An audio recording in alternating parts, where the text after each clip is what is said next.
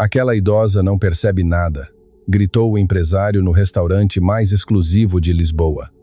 Todos riram da mulher japonesa que não conseguia comunicar. Mas quando a humilde empregada de mesa abriu a boca e falou em japonês perfeito, o riso transformou-se em silêncio absoluto. O que se seguiu destruiu carreiras e mudou vidas para sempre. O restaurante A Fonte era o lugar onde os poderosos da cidade se reuniam para fechar negócios, celebrar fortunas e demonstrar ao mundo seu valor. Candelabros de cristal pendiam do teto como constelações artificiais. O aroma de pratos exclusivos flutuava no ar, e cada mesa representava mais dinheiro do que a maioria das pessoas veria em toda a sua vida. Isabela Monteiro caminhava entre essas mesas com o tabuleiro perfeitamente equilibrado na mão direita. Os seus pés doíam depois de tantas horas de pé, mas o seu rosto mantinha aquele sorriso profissional que aprendera a fabricar desde que começara a trabalhar ali. Era jovem, mas os seus olhos contavam histórias de madrugadas a estudar, de sacrifícios silenciosos, de sonhos que pareciam demasiado grandes para alguém como ela. Chegara à Fonte meses antes, procurando um emprego que lhe permitisse pagar os seus estudos de línguas no Instituto Cultural do Tejo. Não era o trabalho dos seus sonhos, mas cada gorjeta, cada hora extra, a aproximava um pouco mais da vida que imaginava para si mesma. Mesa 7 precisa de mais água. A voz do gerente Lourenço Figueiredo cortou os seus pensamentos como uma faca.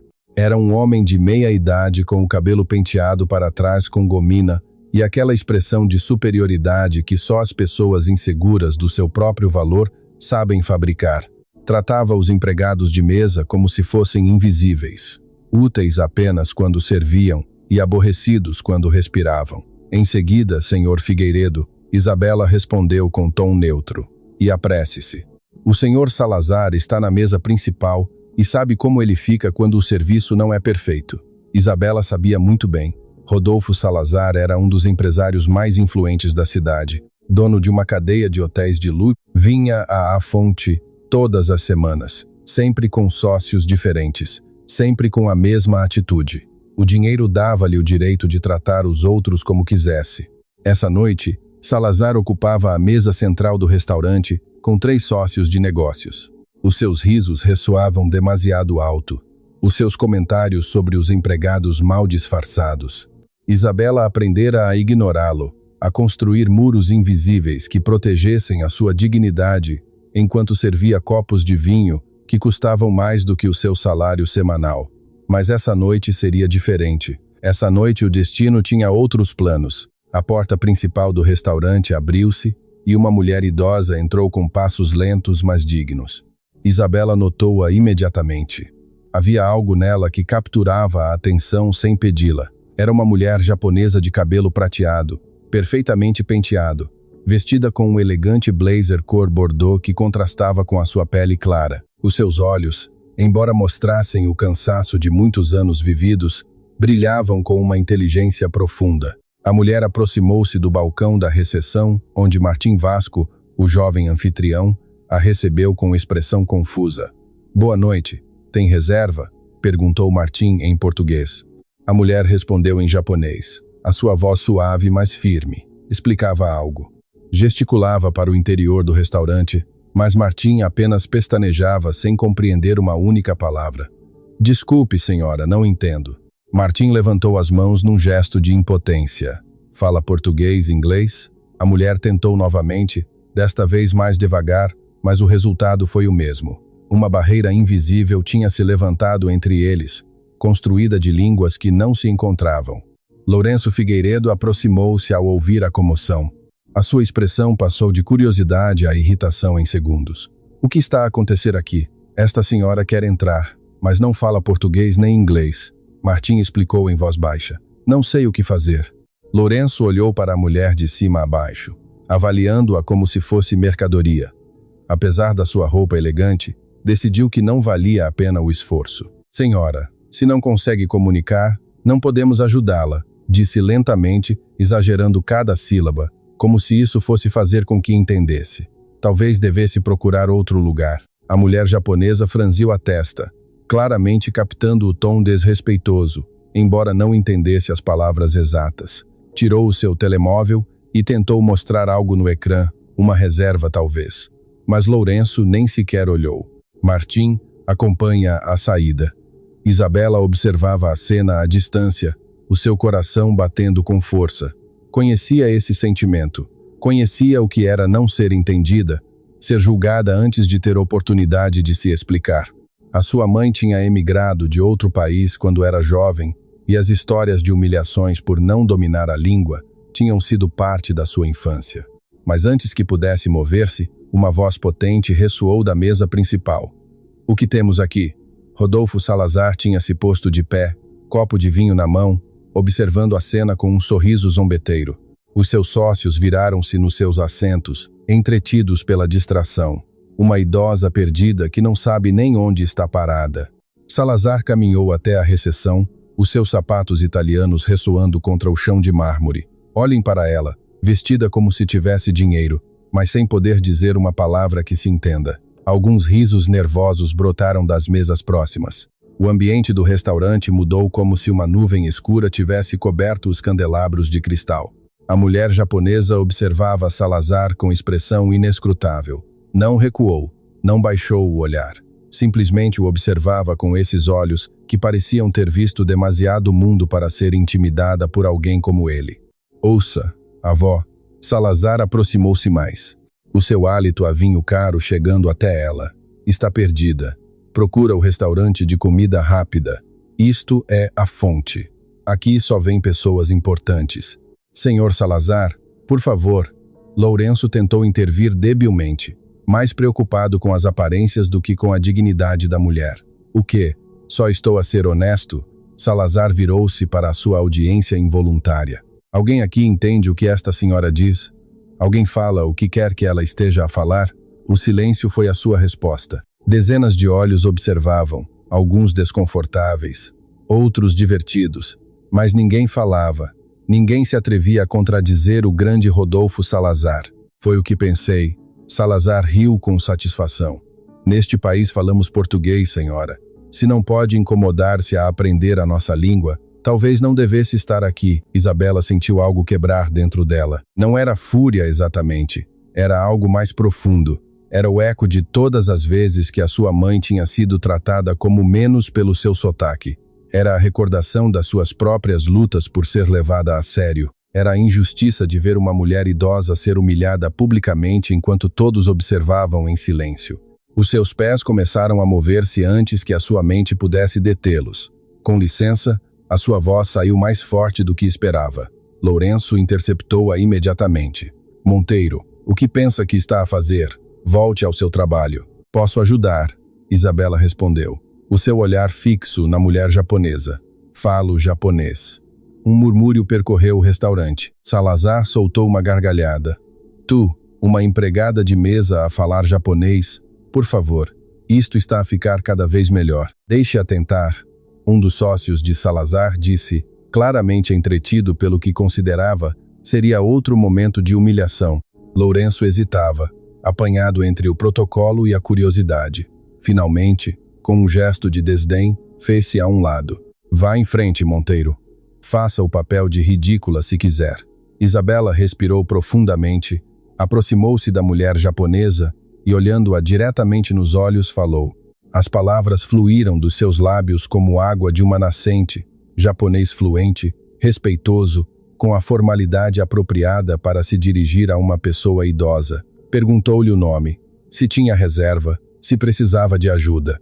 O silêncio que caiu sobre o restaurante foi absoluto, tão profundo que se podia ouvir o crepitar das velas nas mesas. A mulher japonesa abriu os olhos com surpresa, e pela primeira vez essa noite um sorriso genuíno iluminou o seu rosto. Respondeu em japonês, a sua voz a tremer ligeiramente com emoção. Isabela escutava atentamente, assentindo, respondendo. Uma conversa real estava a acontecer à frente de todos e ninguém, exceto elas duas, entendia uma palavra. O que está a dizer? Salazar exigiu, a sua diversão transformando-se em irritação. O que lhe estás a dizer? Isabela levantou uma mão pedindo um momento. Continuou a falar com a mulher, a sua expressão tornando-se mais séria com cada palavra que escutava. Finalmente virou-se para Lourenço e Salazar. A senhora Yoshiko Tanaka tem reserva para esta noite. Isabela falou com voz clara e firme. Reserva para 4 pessoas no salão privado. Está à espera da sua família que chegará a qualquer momento. Lourenço empalideceu. Reserva no salão privado? Deixe-me verificar. Correu até ao balcão da recepção, os seus dedos desajeitados procurando no livro de reservas. A cor drenou do seu rosto quando encontrou o que procurava. Senhora Tanaka, salão privado. Reserva confirmada há semanas, murmurou para si mesmo. A senhora Tanaka também quer que saibam. Isabela continuou. O seu olhar agora fixo em Rodolfo Salazar, que entende perfeitamente bem quando está a ser desrespeitada. A linguagem do desprezo, diz ela, é universal. Salazar abriu a boca para responder, mas nenhuma palavra saiu. Pela primeira vez em muito tempo, o grande empresário não sabia o que dizer. E mais uma coisa, Isabela traduziu enquanto a senhora Tanaka falava. Ela diz que no seu país o respeito aos mais velhos é sagrado, que a verdadeira riqueza não se mede em contas bancárias, mas na forma como tratamos os outros, especialmente aqueles que acreditamos que não nos podem entender. O restaurante inteiro parecia conter a respiração. Os sócios de Salazar trocavam olhares desconfortáveis. Os comensais de outras mesas observavam com expressões que iam desde a vergonha alheia até a admiração silenciosa. Lourenço aproximou-se, praticamente arrastando-se, a sua atitude completamente transformada. Senhora Tanaka, as minhas mais sinceras desculpas. Por favor, permita-me escoltá-la pessoalmente ao salão privado. Tudo desta noite corre por conta da casa.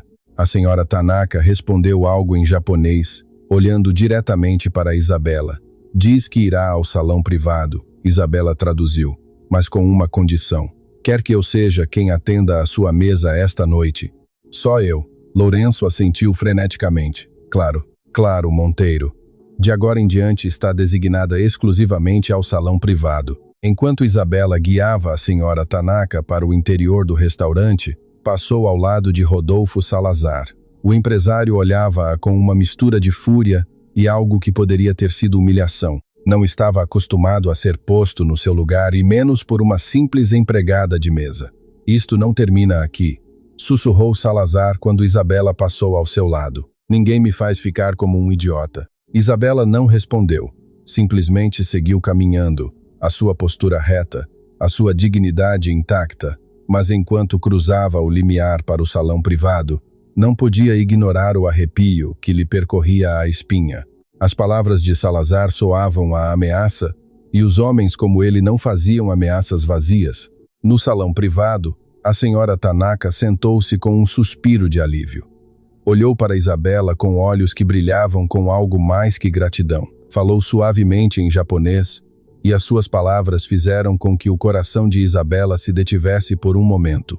Obrigada, querida, tinha dito a idosa, mas o que fizeste esta noite terá consequências. Algumas boas, outras nem tanto. Estás preparada para o que vem? Antes que Isabela pudesse responder, a porta do salão privado abriu-se e 3 pessoas entraram. Um homem de meia idade, uma mulher elegante e uma jovem que parecia ter a idade de Isabela. A senhora Tanaka levantou-se para os receber, e nesse momento Isabela escutou algo que mudaria tudo. Mãe, estás bem? O homem perguntou em português perfeito, abraçando a idosa. Recebemos a tua mensagem. O que aconteceu? A senhora Tanaka respondeu em japonês, sinalizando para Isabela. O homem virou-se, os seus olhos avaliando a jovem empregada de mesa que tinha defendido a sua mãe. Mas não era gratidão o que Isabela viu no seu olhar. Era reconhecimento, como se a conhecesse de algum lugar que Isabela não conseguia recordar. Então tu és Isabela Monteiro, disse o homem lentamente. A minha mãe falou-me de ti há anos. Disse que algum dia te encontraria e parece que esse dia finalmente chegou. As palavras do homem ficaram suspensas no ar, como um enigma à espera de ser decifrado. Isabela sentiu que o chão se movia sob os seus pés, embora soubesse que estava perfeitamente quieta. Desculpe, foi tudo o que conseguiu articular. O homem deu um passo em frente. Chamava-se Kenji Tanaka, filho único da senhora Yoshiko, e tinha herdado da sua mãe aquele olhar penetrante que parecia ler almas. Ao seu lado, a sua esposa Camila Herrera observava a cena com curiosidade contida, enquanto a sua filha Akemi, Uma jovem de traços delicados que misturavam perfeitamente duas culturas, não conseguia desviar os olhos de Isabela. Mãe Kenji dirigiu-se a Yoshiko em japonês. Tens a certeza de que é ela? A idosa assentiu lentamente, os seus olhos umedecidos por algo que Isabela não alcançava a compreender. É ela, respondeu Yoshiko. Reconheceria esses olhos em qualquer lugar. São os olhos de Hiromi. O nome atingiu Isabela como uma onda inesperada. Hiromi. Esse nome que a sua mãe sussurrava às vezes entre sonhos. Esse nome que aparecia em velhas fotografias que guardavam numa caixa debaixo da cama. Esse nome que sempre tinha sido um mistério envolto em silêncios. Como conhece esse nome? Isabela perguntou. A sua voz mal um sussurro. Como conhece Hiromi? Yoshiko estendeu a sua mão convidando Isabela a sentar-se junto a ela. Era um gesto tão maternal, tão cheio de ternura, que Isabela a obedeceu sem pensar. Hiromi Nakamura era a minha melhor amiga. Yoshiko começou a falar, a sua voz carregada de memórias antigas. Crescemos juntas numa pequena aldeia no Japão. Éramos inseparáveis. Quando tínhamos 20 anos, ela conheceu um jovem estrangeiro que tinha chegado à nossa aldeia como voluntário. Apaixonaram-se profundamente. Isabela escutava com o coração a bater cada vez mais forte. Conhecia fragmentos desta história, mas nunca a tinha escutado completa. A família de Hiromi não aprovava a relação, continuou Yoshiko. Naquela época, casar com um estrangeiro era considerado uma desonra. Deram-lhe um ultimato: terminar a relação ou ser expulsa da família para sempre. Ela escolheu o amor. Isabela completou a frase recordando as poucas vezes que a sua mãe tinha falado do passado. Ela escolheu o meu pai. Assim é. Yoshiko tomou as mãos de Isabela entre as suas. Hiromi deixou tudo o que conhecia por amor. Foi com o teu pai para o seu país.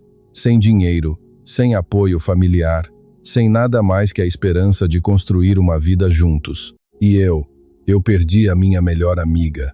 Lágrimas começaram a rolar pelas bochechas da idosa. Durante anos tentei encontrá-la. Escrevi cartas que nunca foram respondidas. Contratei investigadores quando tive os recursos para o fazer, mas Hiromi tinha desaparecido completamente. Era como se a terra a tivesse engolido. A minha mãe nunca falou do seu passado no Japão. Isabela sentia um nó a formar-se na sua garganta.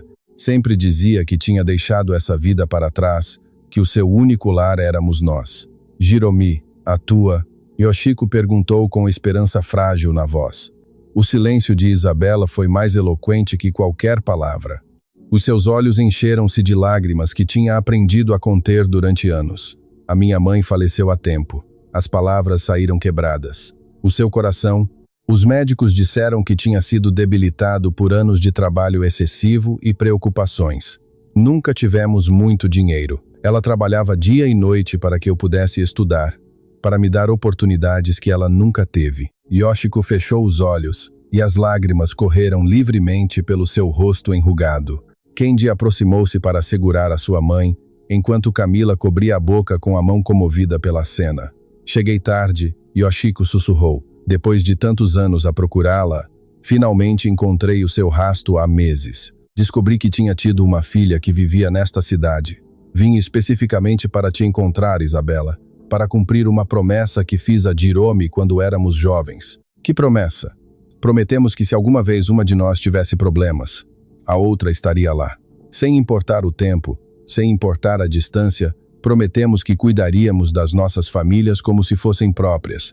Yoshiko procurou algo na sua mala e tirou uma fotografia antiga, desgastada pelo tempo. Nela, duas jovens japonesas sorriam para a câmera, os seus braços entrelaçados, a alegria da juventude a brilhar nos seus rostos. Esta foto tiramo-la no dia em que fizemos essa promessa.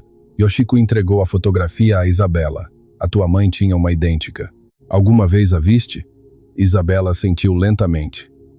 Está na caixa de recordações da minha mãe. Sempre me perguntei quem era a outra jovem na foto. Ela nunca me disse porque lhe doía demasiado recordar. Yoshiko explicou. Hiromi sacrificou tudo por amor, e quando digo tudo, refiro-me a tudo. A sua família deserdou-a completamente. Nunca mais soube deles. Mas havia algo mais. Algo que ela provavelmente nunca te contou. O coração de Isabela deteve-se. Que coisa? Antes que Yoshiko pudesse responder, A porta do salão privado abriu-se bruscamente. Lourenço Figueiredo entrou com expressão de pânico controlado. Desculpem a interrupção. A sua voz tremia ligeiramente. Senhora Tanaka, há um problema. O senhor Salazar está a causar uma cena no restaurante. Está a exigir que Isabela seja demitida imediatamente ou ameaça destruir a reputação de A Fonte. A mudança no ambiente foi instantânea. A intimidade do momento familiar evaporou, substituída pela dura realidade do mundo exterior. Kendi pôs-se de pé, a sua expressão endurecendo. Quem é esse senhor Salazar? É um dos nossos clientes mais importantes. Lourenço retorcia as mãos nervosamente. Dono da cadeia hoteleira do Pacífico. Tem muita influência na cidade. Se decidir falar mal de nós. Esse homem insultou a minha mãe. Kendi interrompeu com voz firme. A humilhou publicamente e agora quer castigar a única pessoa que teve a decência de defendê-la. Está a dizer-me que vão ceder a isso? Lourenço engoliu em seco. Senhor Tanaka, com todo respeito, você não entende como as coisas funcionam aqui. O senhor Salazar pode arruinar-nos se quiser. E vocês preferem arruinar uma empregada inocente para o manter contente? Akemi falou pela primeira vez, a sua voz carregada de indignação juvenil. Isso é cobardia. Akemi, por favor, Camila tentou acalmar a sua filha, mas nos seus olhos brilhava o mesmo desgosto. Isabela pôs-se de pé. Durante toda a conversa tinha permanecido em silêncio, processando não só a ameaça de Salazar, mas as revelações sobre a sua mãe, mas agora sabia o que tinha que fazer. Senhor Figueiredo, não se preocupe, disse com voz surpreendentemente calma. Se a minha presença aqui causa problemas, demitir-me-ei. Não quero que o restaurante sofra por minha culpa. Não. A voz de Yoshiko ressoou com uma força que ninguém esperava de uma mulher da sua idade. A idosa levantou-se apoiando-se na sua bengala, os seus olhos brilhando com determinação. Não vais renunciar. Não vais deixar que esse homem te tire nada. Senhora Tanaka, com todo o respeito, você não sabe o que esse homem pode fazer. Lourenço tentou explicar. Tem ligações em toda a parte. Pode fazer com que Isabela não encontre trabalho em nenhum restaurante da cidade. Então encontrará trabalho em outro lugar. Yoshiko respondeu. Ou melhor ainda, não precisará procurar trabalho de todo. Todos olharam para a idosa com confusão. Yoshiko virou-se para Isabela, tomando as suas mãos novamente. Há algo que precisa saber, querida. Algo que mudará tudo. Mãe, Kendi advertiu. Talvez este não seja o momento. Não há melhor momento, Yoshiko insistiu. Isabela merece saber a verdade. Toda a verdade. O silêncio na sala era tão denso que se podia cortar com uma faca. Quando Jirome deixou o Japão, deixou para trás mais do que a sua família, Yoshiko começou. Deixou para trás uma herança considerável que a sua família lhe tinha prometido desde o seu nascimento. Era tradição na sua família que cada filha recebesse uma parte do patrimônio familiar ao atingir certa idade. Isabela franziu a testa. A minha mãe nunca mencionou nenhuma herança porque nunca a recebeu. A sua família, furiosa pela sua decisão de casar com um estrangeiro, negou-lhe o que legitimamente lhe pertencia. Mas havia algo que eles não sabiam. O avô de Jirome, antes de morrer, tinha deixado instruções específicas no seu testamento. Instruções que a família ignorou deliberadamente. Yoshiko tirou um envelope da sua mala. Um envelope que parecia conter documentos importantes. Há anos, quando comecei a ter sucesso nos meus negócios, contratei os melhores advogados do Japão para investigar. Descobri que o testamento do avô de Jirome tinha sido manipulado. A porção que pertencia à tua mãe Isabela foi roubada pelos seus próprios familiares. O ar abandonou os pulmões de Isabela. O que está a dizer? Estou a dizer que a tua mãe viveu na pobreza enquanto o dinheiro que legitimamente lhe pertencia estava nas mãos de pessoas que a tinham abandonado. E estou a dizer que esse dinheiro, com juros acumulados durante décadas, agora te pertence. A porta do salão abriu-se novamente. Desta vez era Martim, o anfitrião, com expressão de terror absoluto. Senhor Figueiredo, o senhor Salazar está a chamar a imprensa. Diz que vai expor o restaurante por contratar empregados incompetentes que insultam os clientes. Há jornalistas a chegar lá fora. Lourenço empalideceu completamente. Isto é um desastre. Um completo desastre. Kendi pegou no seu telemóvel. Jornalistas. Perfeito. Eu também tenho alguns contactos nos meios. O que vai fazer? Lourenço perguntou com pânico. Vou contar uma história. Kendi respondeu enquanto marcava um número. Uma história sobre um empresário que humilhou uma idosa japonesa e depois tentou destruir a vida de uma jovem trabalhadora que a defendeu. Veremos que história o público prefere. Senhor Tanaka, por favor, não piore as coisas. Lourenço suplicava.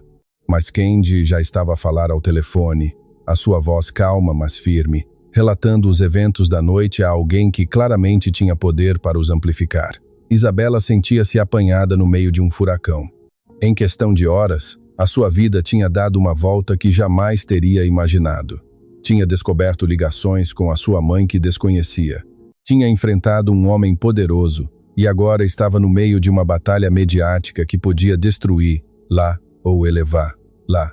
Yoshiko aproximou-se dela, a sua voz suave, mas firme. Sei que isto é muito para processar, querida, mas precisa ser forte. O que vem não será fácil. Esse homem, Salazar, não vai parar até sentir que ganhou. E há coisas sobre a tua herança que complicam tudo ainda mais. Que coisas?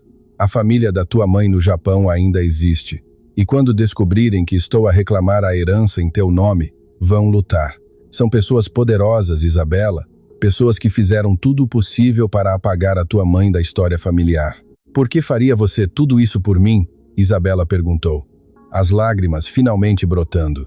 Não me conhece. Sou ninguém. Yoshiko tomou o rosto de Isabela entre as suas mãos enrugadas, limpando as suas lágrimas com ternura maternal. És a filha da minha melhor amiga. És o único que resta de Jirome neste mundo. E prometi que cuidaria da sua família como se fosse minha. Chego décadas atrasada, mas estou aqui agora e não vou deixar-te sozinha. Fora do salão privado, o caos crescia. Salazar gritava ameaças. Jornalistas chegavam com câmaras. Lourenço corria de um lado para o outro sem saber o que fazer. Mas dentro dessa sala, algo mais poderoso que o dinheiro ou o poder estava a acontecer. Uma ligação entre duas almas separadas por gerações unidas por uma promessa feita décadas atrás. Isabela olhou para Yoshiko, depois para Kendi, Camila e Akemi. Pessoas que há horas eram completas desconhecidas, agora sentiam-se estranhamente como família. O que devo fazer? Perguntou finalmente. Yoshiko sorriu, e nesse sorriso havia décadas de sabedoria, dor e esperança. O que a tua mãe teria feito? O que fizeste esta noite quando me defendeste? Mantenha a cabeça erguida. Não te desculpes por fazer o que é correto. E nunca, nunca deixes que ninguém te diga o quanto vales. Um estrondo no corredor interrompeu o momento. Vozes levantadas, passos apressados.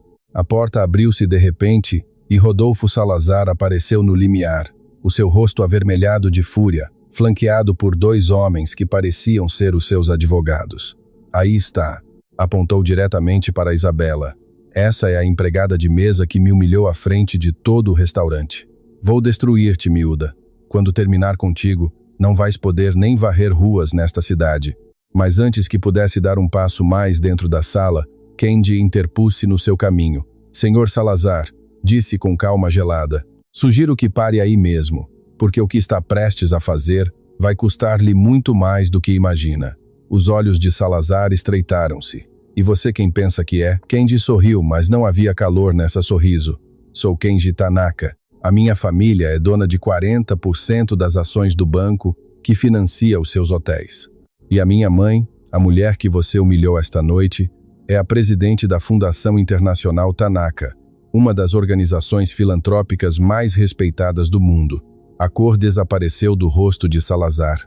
Assim que lhe pergunto, Senhor Salazar, realmente quer continuar com isto?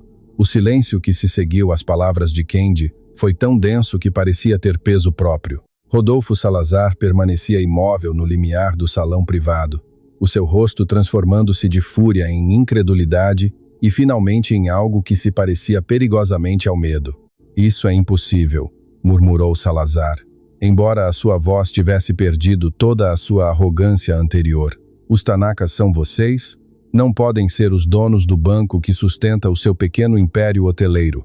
Kendi completou a frase com calma devastadora. Asseguro-lhe que somos exatamente quem digo que somos. E agora, Senhor Salazar, sugiro que se retire antes que esta situação se torne ainda mais incômoda para si. Os dois homens que acompanhavam Salazar, os seus advogados presumivelmente, trocaram olhares nervosos. Um deles inclinou-se para o empresário e sussurrou algo no seu ouvido. Fosse o que fosse, fez com que Salazar empalidecesse ainda mais. Isto não acabou. Salazar cuspiu as palavras enquanto recuava. Tenho outros recursos, outros contactos. Estou certa de que os tem. Yoshiko falou pela primeira vez desde que Salazar tinha irrompido na sala. A sua voz era tranquila, mas carregada de uma autoridade que só décadas de experiência podem conceder. Mas aconselho-o a pensar muito bem nos seus próximos passos, porque eu também tenho recursos e, ao contrário de você, eu não os uso para destruir pessoas inocentes. Salazar abriu a boca para responder, mas um dos seus advogados o pegou pelo braço e praticamente o arrastou para fora do salão. O som dos seus passos a afastar-se pelo corredor foi como o final de uma tempestade. Mas Isabela sabia que as tempestades muitas vezes regressam com mais força. Lourenço Figueiredo permanecia num canto do salão, o seu rosto uma máscara de confusão e arrependimento. O gerente que tinha tratado Isabela com desdém durante meses, agora a olhava como se a visse pela primeira vez. Menina Monteiro, Isabela, começou desajeitadamente. Eu não sabia. Nunca imaginei que uma simples empregada de mesa pudesse ter ligações importantes. Isabela o interrompeu, a sua voz sem rancor, firme. Não se preocupe, senhor Figueiredo. Estou acostumada a que as pessoas me subestimem. Yoshiko aproximou-se de Isabela e tomou a sua mão. É tarde, querida. Foi uma noite muito longa e cheia de revelações. Acho que todos precisamos descansar. Mas antes de nos separarmos, preciso fazer-te uma pergunta importante. Isabela assentiu, sentindo o esgotamento físico e emocional, começando a apoderar-se do seu corpo. A caixa de recordações da tua mãe, a que mencionaste antes, ainda a tens? Sim, está no meu apartamento. Nunca consegui desfazer-me dela, embora haja dias em que me dói demasiado abri-la. Os olhos de Yoshiko brilharam com uma mistura de esperança e tristeza. Permitirias que a visse? Não, esta noite. Mas em breve, acho que pode haver coisas aí que ajudem a reconstruir a história completa. Coisas que a tua mãe talvez nunca teve a oportunidade de te explicar. Isabela sentiu um nó na garganta. Essa caixa tinha sido a sua ligação mais íntima com a sua mãe desde a sua partida. Cada objeto dentro dela era sagrado, intocável, um pequeno santuário de memórias que só ela conhecia. Mas olhando para Yoshiko, vendo nos seus olhos a mesma dor de perda que ela mesma carregava, Isabela soube que não podia negar-se. Amanhã, disse suavemente. Pode vir ao meu apartamento amanhã. Mostrar-lhe-ei tudo. Yoshiko sorriu, e esse sorriso continha décadas de espera finalmente a chegar ao fim. A família Tanaka insistiu em levar Isabela para casa. O veículo era luxuoso, silencioso, completamente diferente dos autocarros apinhados que Isabela tomava todas as noites depois do trabalho. Akemi sentou-se ao seu lado, e durante o trajeto, a jovem não parou de lhe fazer perguntas sobre a sua vida, os seus estudos, os seus sonhos. A minha avó tem falado de ti durante anos, Akemi confessou. Bem, não de ti especificamente, mas da filha de Hiromi. Sempre dizia que algum dia a encontraria. Eu pensava que era apenas uma fantasia de idosa, mas aqui estás. Aqui estou, Isabela repetiu, embora ainda lhe custasse acreditar que tudo isto fosse real.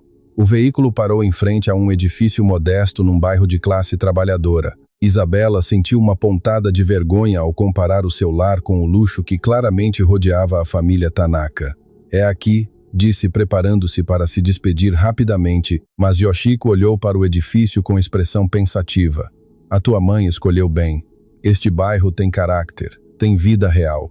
Isso é mais valioso que qualquer mansão vazia. As palavras tocaram algo profundo no coração de Isabela. A sua mãe sempre tinha dito algo similar, que o lar não se mede em metros quadrados, mas na quantidade de amor que contém. Até amanhã, querida. Yoshiko despediu-se. Descansa. O que vem não será fácil, mas não estarás sozinha. Isabela subiu as escadas até ao terceiro andar onde estava o seu pequeno apartamento. Cada degrau parecia mais pesado que o anterior, como se carregasse não só o cansaço da noite, mas o peso de todas as revelações que tinha recebido. Abriu a porta e acendeu a luz. O apartamento era pequeno, mas acolhedor, uma sala que também servia de sala de jantar, Uma cozinha diminuta, uma casa de banho e um quarto que tinha sido da sua mãe e agora era seu.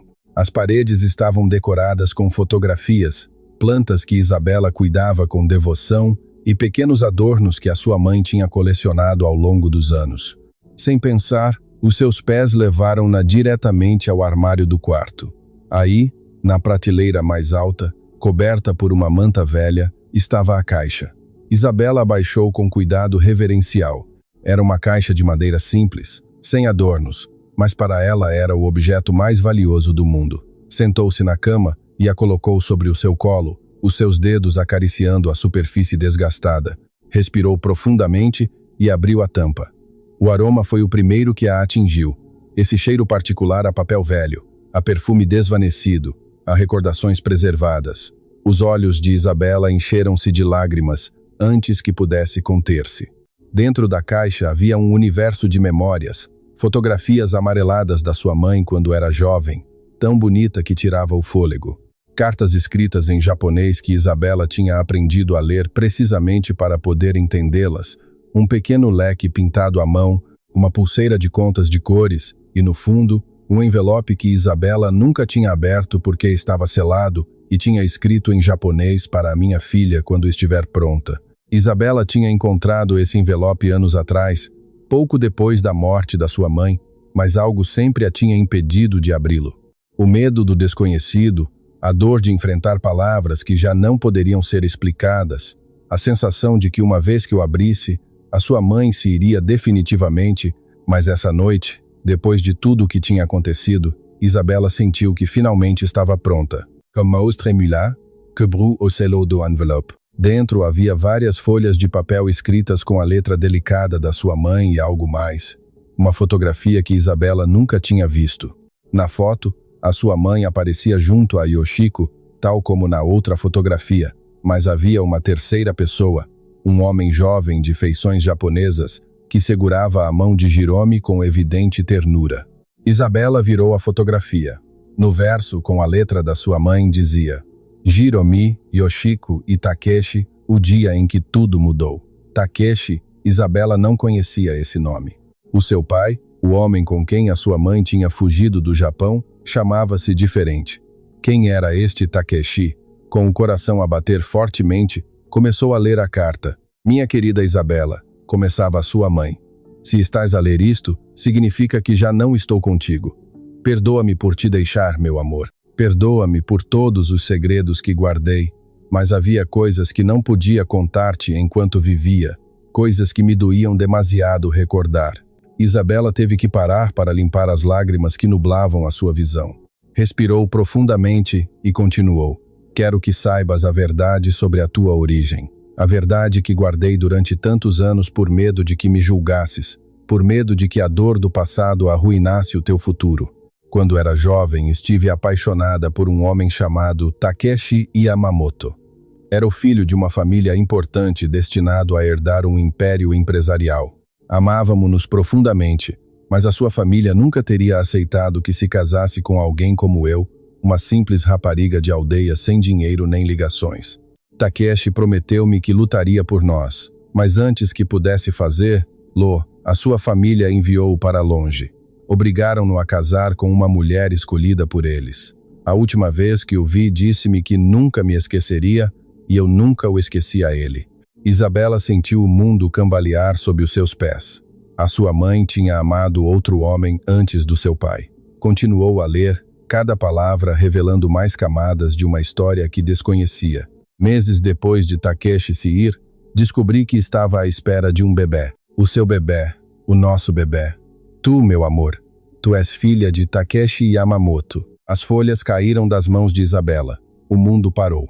Tudo o que acreditava saber sobre a sua vida, sobre a sua identidade, sobre quem era, acabava de desmoronar-se. O homem que ela tinha chamado pai toda a sua vida, o homem com quem a sua mãe tinha fugido do Japão, não era o seu pai biológico. Com mãos que tremiam violentamente, recolheu as folhas e continuou a ler.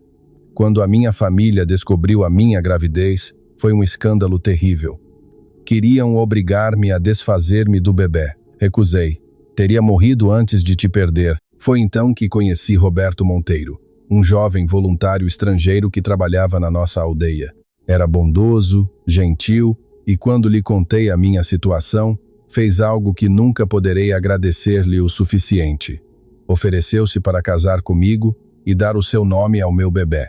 Roberto sabia que eu não o amava da maneira como tinha amado Takeshi, mas aceitou-me de qualquer modo.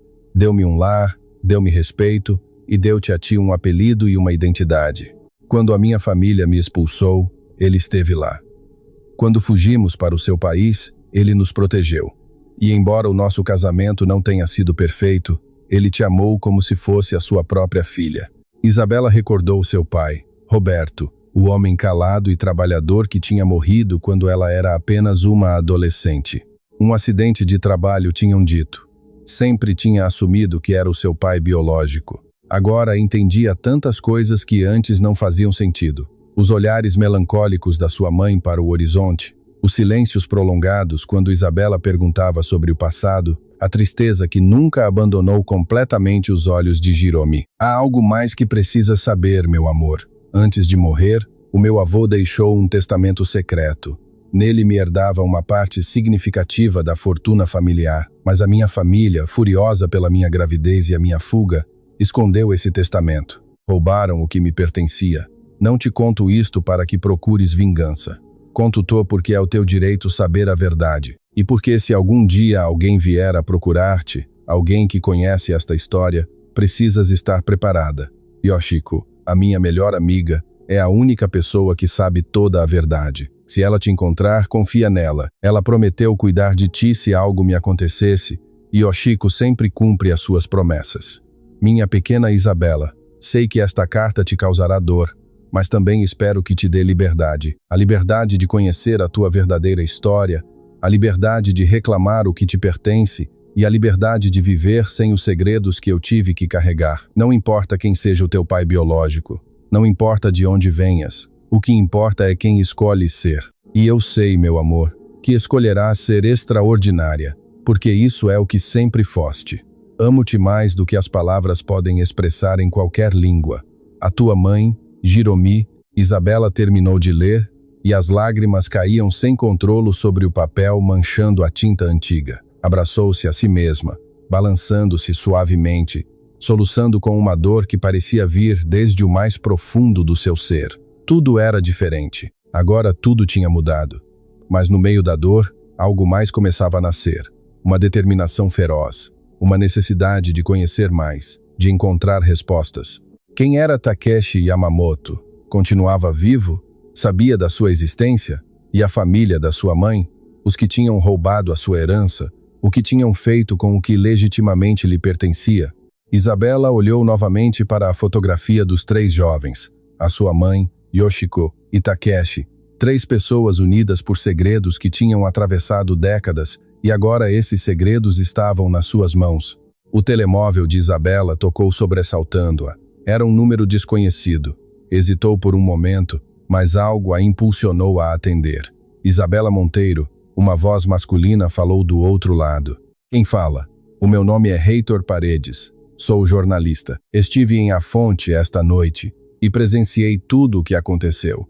Tenho algumas perguntas sobre si e sobre a família Tanaka. Isabela sentiu um arrepio. Não tenho nada a dizer, senhorita Monteiro.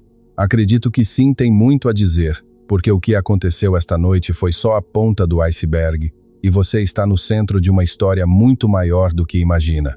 Isabela apertou o telemóvel contra o seu ouvido, o seu coração batendo com força, enquanto as palavras do jornalista ressoavam na sua mente. O que quer dizer com uma história maior? Perguntou. A sua voz mal um sussurro. Heitor Paredes fez uma pausa antes de responder. Senhorita Monteiro, o que presenciei esta noite em A Fonte não foi só um empresário arrogante a humilhar uma idosa. Foi algo muito mais calculado, e quando comecei a investigar, descobri ligações que me deixaram gelado. Não entendo do que está a falar. Rodolfo Salazar não estava em A Fonte por acaso esta noite. Sabia que a senhora Tanaka viria. Sabia exatamente quando chegaria. E acredito que tudo o que aconteceu, a humilhação pública, o escândalo, foi planeado. Isabela assentiu, um arrepio a percorrer-lhe a espinha. Planeado? Por que alguém planearia algo assim? Isso é o que preciso averiguar, e acredito que você tem peças do quebra-cabeça que eu não tenho. Heitor pausou. Podemos reunir-nos amanhã? Há coisas que prefiro não discutir por telefone. Isabela olhou para a carta da sua mãe ainda na sua mão, as revelações frescas na sua mente. Tudo estava ligado de alguma maneira, podia senti-lo. Amanhã tenho um compromisso importante pela manhã, respondeu pensando na visita de Yoshiko. Mas posso vê-lo pela tarde. Conhece a cafetaria, o encontro perto do Jardim da Estrela? Conheço. Às 4 da tarde, então, depois de desligar, Isabela permaneceu sentada na sua cama durante longo tempo, rodeada das recordações da sua mãe. A fotografia de Takeshi Yamamoto a olhava do chão onde tinha caído. Esse rosto jovem, esses olhos que agora reconhecia como similares aos seus. O seu pai, o seu verdadeiro pai. Onde estaria agora? Continuava vivo? Teria pensado alguma vez na filha que nunca conheceu?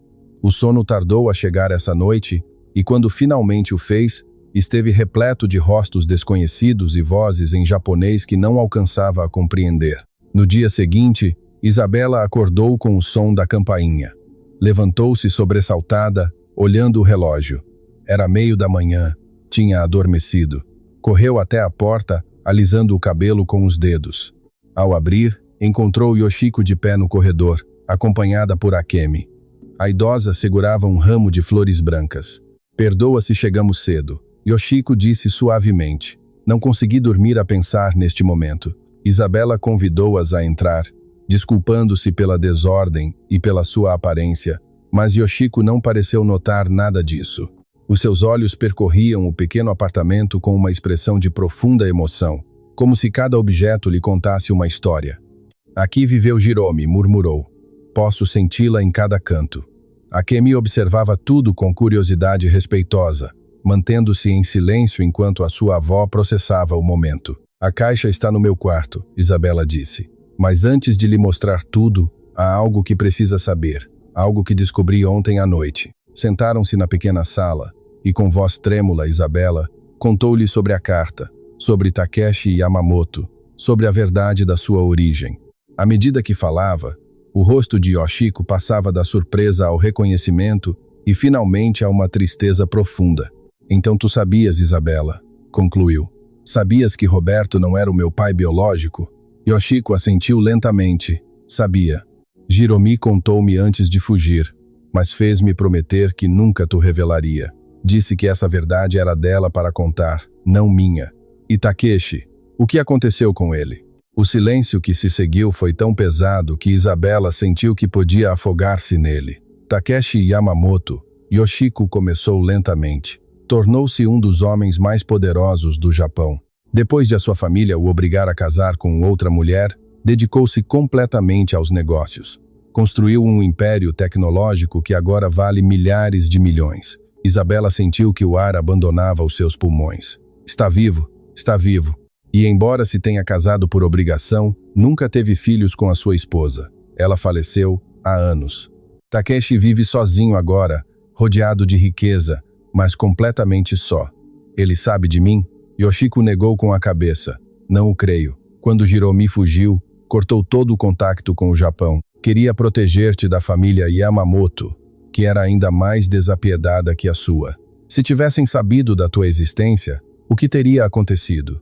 Teriam tentado tirar-te dela, ou pior, teriam tentado usar-te como ferramenta nos seus jogos de poder. Hiromi preferiu a pobreza e o anonimato antes que arriscar-se a perder-te. Isabela fechou os olhos processando esta avalanche de informação. A sua mãe tinha sacrificado tudo, absolutamente tudo, para protegê-la. Há algo mais? Yoshiko continuou, a sua voz tornando-se mais grave. Algo que descobri recentemente e que me preocupa profundamente. Que coisa! A família da tua mãe, os Nakamura e a família Yamamoto têm uma ligação que eu desconhecia até há pouco tempo. Acontece que há anos ambas as famílias iniciaram negociações para fusionar as suas empresas, mas o acordo nunca se concretizou porque Takeshi se recusou a participar.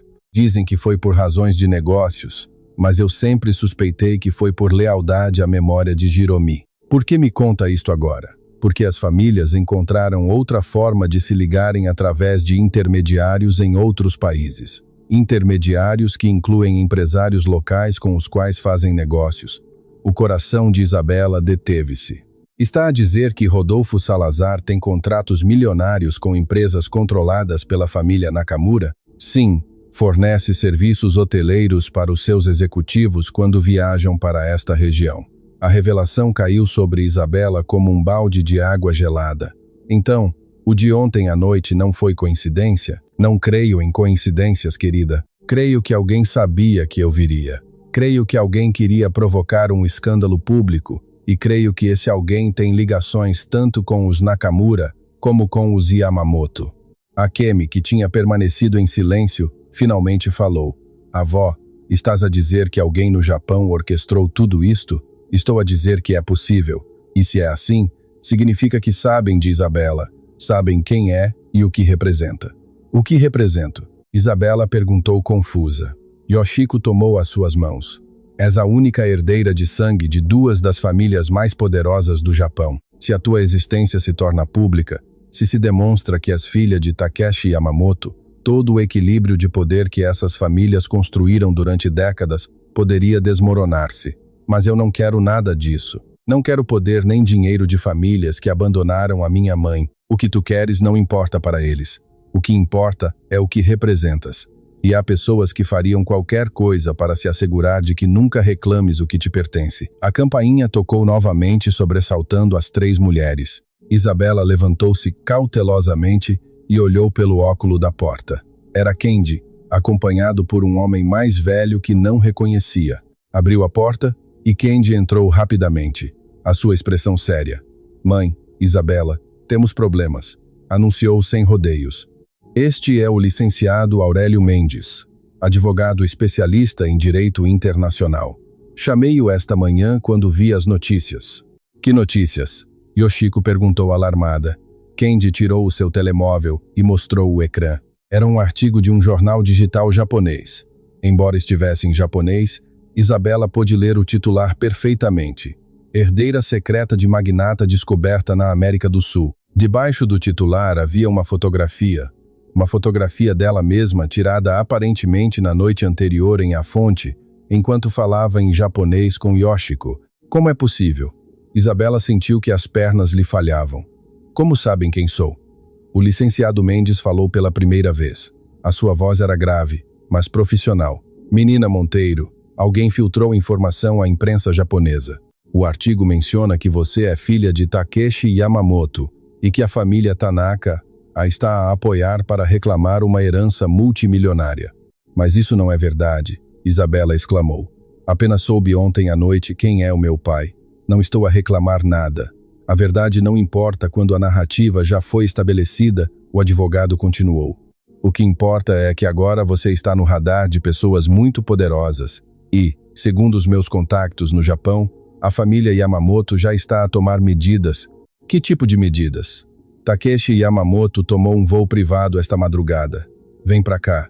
O silêncio que caiu sobre a sala foi absoluto. Isabela sentiu que o mundo girava demasiado rápido, que tudo estava fora de controle. O seu pai, o homem da fotografia, o homem que a sua mãe tinha amado e perdido, estava a vir procurá-la.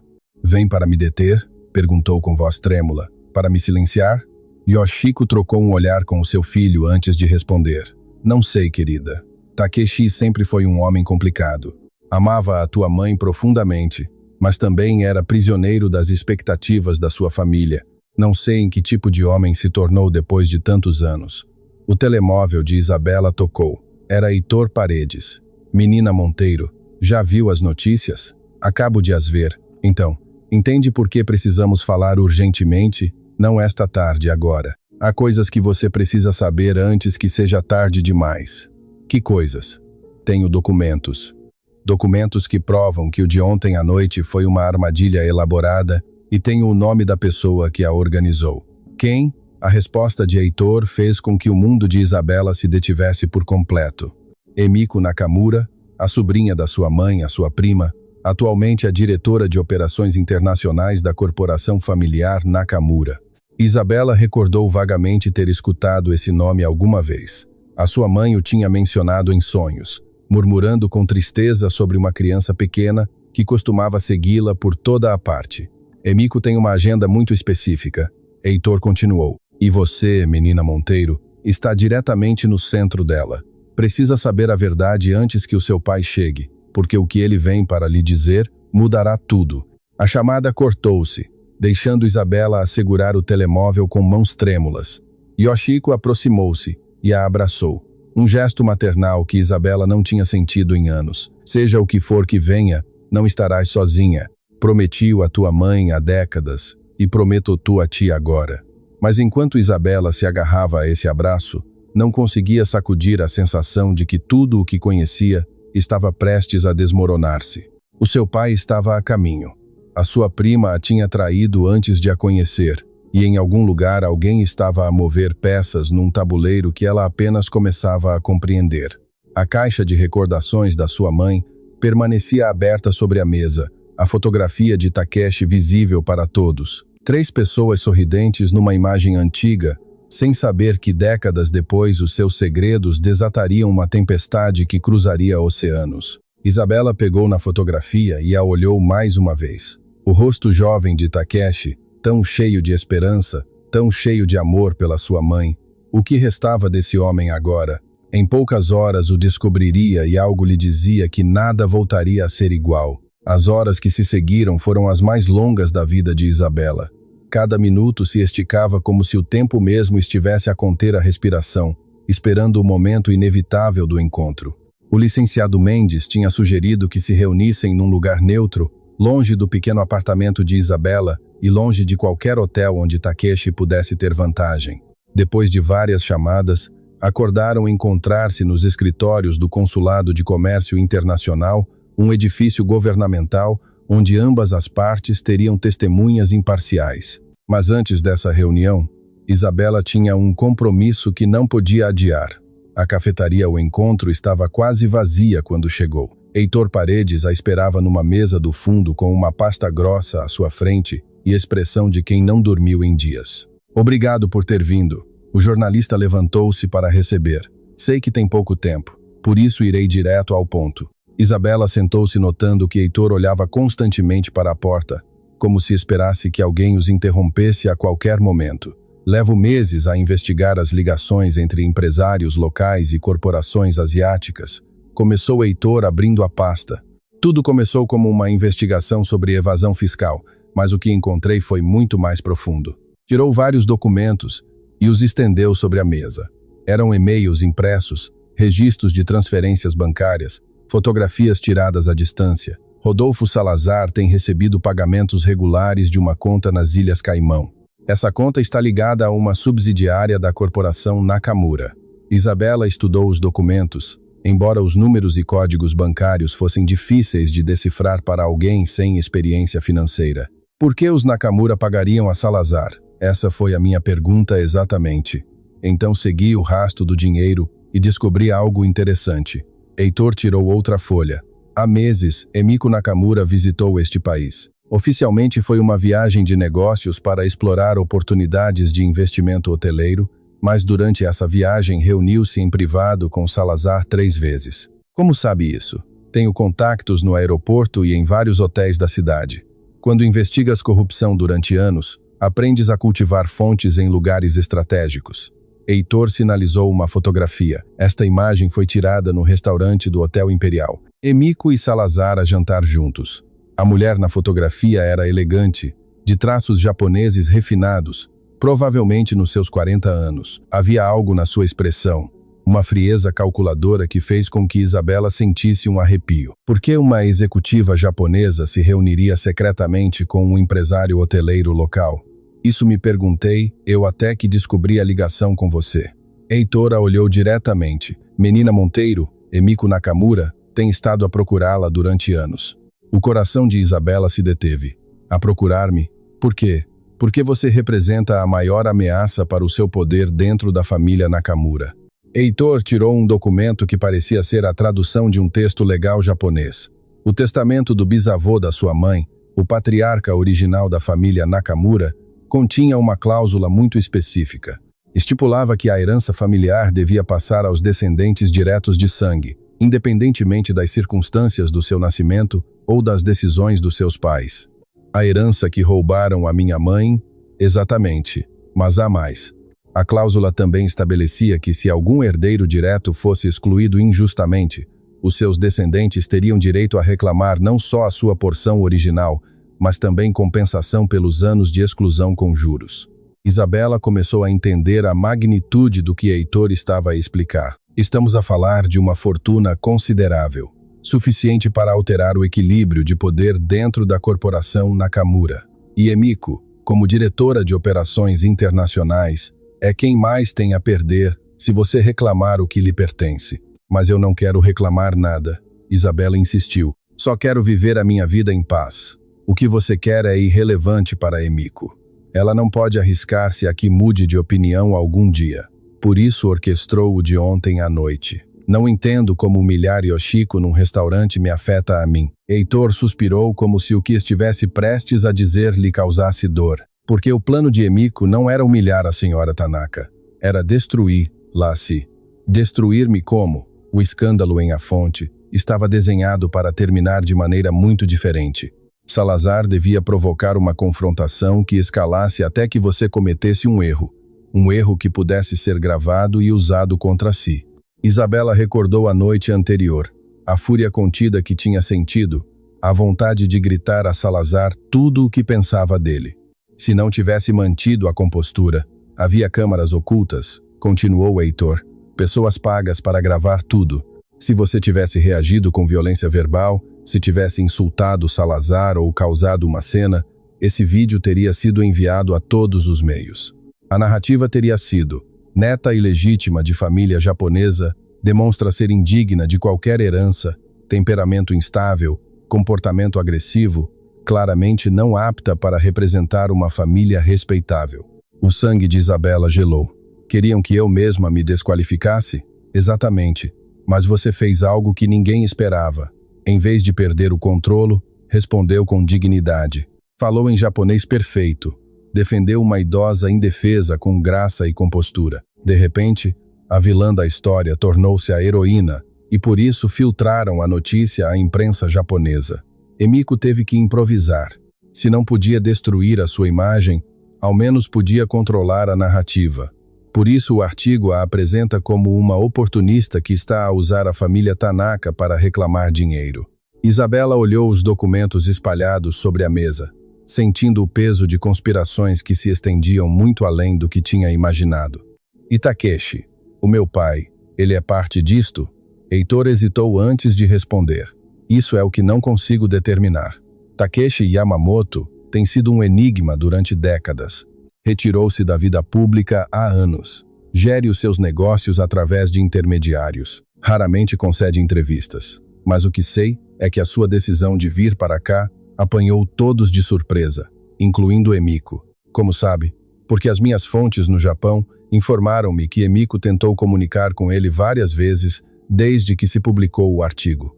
Ele não respondeu nenhuma das suas chamadas. Um raio de esperança cruzou o coração de Isabela. Se o seu pai estava a ignorar Emiko, talvez não fosse o seu inimigo. Há algo mais que precisa saber? Heitor tirou uma última fotografia da pasta.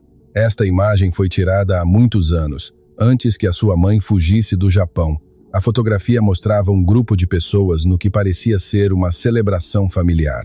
Isabela reconheceu a sua mãe jovem, a Yoshiko e a Takeshi, mas havia alguém mais na imagem.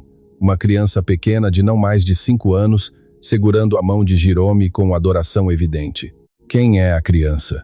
Emiko Nakamura. Quando era pequena, adorava a sua tia Hiromi. A seguia por toda a parte. Queria ser exatamente como ela. E quando Hiromi fugiu, Emiko ficou devastada. Isabela estudou o rosto da criança na fotografia. Havia inocência ali, amor genuíno. O que tinha acontecido para converter essa criança na mulher fria e calculadora que agora conspirava contra ela? A família disse-lhe que Hiromi os tinha traído. Heitor explicou como se lesse os seus pensamentos, que tinha desonrado o nome Nakamura. Ensinaram-lhe a odiar a mulher que uma vez tinha amado. E quando Emiko cresceu e assumiu poder dentro da corporação, jurou que nenhum descendente de Hiromi receberia jamais o que considerava seu por direito. Está obcecada, está ferida, e as pessoas feridas que obtêm poder são as mais perigosas de todas. O telemóvel de Isabela tocou. Era Kendi. Isabela, chegou. O meu pai acaba de me informar que Takeshi Yamamoto aterrou há 1 hora. Quer reunir-se contigo no consulado em 2 horas. Estás pronta? Estava pronta. Como podia alguém estar pronto para conhecer o pai que nunca soube que tinha? Estarei lá, respondeu. Depois de desligar, olhou para Heitor. Posso ficar com estes documentos? São cópias. Os originais estão num lugar seguro, mas tenha cuidado com quem os partilha. Há pessoas que matariam para manter esta informação oculta. Isabela guardou os documentos na sua mala e levantou-se para ir. Mas antes de se afastar, Heitor a deteve com uma última pergunta. Menina Monteiro, quando vir o seu pai, lembre-se de algo importante. Que coisa? Takeshi Yamamoto amou a sua mãe mais do que a nada no mundo, e segundo as pessoas que o conheceram então, nunca se perdoou por a ter perdido. O que quer que faça hoje, falo, carregando esse peso. Não o julgue demasiado depressa. O Consulado de Comércio Internacional era um edifício imponente de arquitetura colonial com colunas brancas e jardins perfeitamente cuidados. Isabela chegou acompanhada por Yoshiko, Kendi e o licenciado Mendes. O seu coração batia tão forte que estava certa de que todos podiam ouvi-lo. No vestíbulo, um funcionário os recebeu e os guiou para uma sala de reuniões privada no 2º andar. Cada passo que Isabela dava, sentia-se como caminhar para um destino que a tinha estado à espera toda a sua vida. A porta da sala estava fechada. Atrás dela, segundo lhes informaram, esperava Takeshi Yamamoto. Queres que entremos contigo? Yoshiko perguntou suavemente. Isabela pensou por um momento. Parte dela queria o apoio, a segurança de ter aliados ao seu lado. Mas outra parte, uma parte mais profunda, sabia que este momento era só seu. Preciso fazer isto sozinha, respondeu. Pelo menos no princípio. Yoshiko assentiu com compreensão. Estaremos mesmo aqui fora. Se precisares de nós, é só chamar. Isabela respirou profundamente, pegou na maçaneta e abriu a porta. A sala era ampla, com janelas que deixavam entrar a luz da tarde. Havia uma mesa de conferências no centro, cadeiras de couro à sua volta e obras de arte nas paredes, que provavelmente valiam mais do que tudo o que Isabela tinha ganhado na sua vida. Mas ela não notou nada disso. Só podia ver o homem de pé junto à janela. Takeshi Yamamoto virou-se lentamente quando ouviu a porta abrir-se. Era alto, de postura erguida apesar dos seus anos. O seu cabelo era completamente branco agora, mas os seus olhos, esses olhos que Isabela reconheceu imediatamente como iguais aos seus, brilhavam com uma intensidade que tirava o fôlego. Durante um longo momento, nenhum dos dois falou. Só se olharam, pai e filha, separados por décadas de segredos e silêncios. Foi Takeshi quem quebrou o silêncio primeiro. A sua voz era profunda, ligeiramente rouca e tremia quase imperceptivelmente. Tens os olhos da tua mãe. As palavras atingiram Isabela com a força de um furacão emocional. As lágrimas que tinha estado a conter finalmente brotaram, rolando pelas suas bochechas sem controlo. Por quê? Foi tudo o que pôde dizer. Por que nunca a procuraste? Takeshi fechou os olhos por um momento e quando os abriu, havia lágrimas neles também. Tentei, a sua voz quebrou-se. Durante anos tentei, mas a minha família, eles asseguraram-se de que nunca a poderia encontrar. Interceptaram as minhas cartas, sabotaram as minhas investigações, ameaçaram-me com destruir tudo o que amava se continuasse a procurá-la. E rendeste-te. A dor no rosto de Takeshi era tão profunda que Isabela quase pôde senti-la fisicamente. Rendi-me porque pensei que era o melhor para ela. A minha família era desapiedada, Isabela. Se a tivessem encontrado antes de mim, ter-lhe-iam feito mal. Pensei que ao afastar-me a estava a proteger. Ela viveu na pobreza. Isabela não pôde evitar que as palavras saíssem com amargura. Trabalhou até adoecer. Morreu sem que ninguém da sua família, de nenhuma das suas famílias, estivesse lá para a ajudar. Takeshi deixou-se cair numa cadeira, como se as pernas já não pudessem sustentá-lo. Sei, e viverei com essa culpa até ao dia em que morrer. Isabela permaneceu de pé, observando este homem que era o seu pai, e ao mesmo tempo um completo desconhecido. Por que vieste agora? Takeshi levantou a vista e nos seus olhos havia algo que Isabela não esperava: determinação feroz. Porque quando vi a tua fotografia nas notícias, quando soube que existias, tudo mudou. Toda a minha vida fui prisioneiro da minha família, das suas expectativas, das suas ameaças. Mas tu, Isabela, tu és a minha oportunidade de fazer o que é correto, a minha última oportunidade de redenção. O que queres dizer?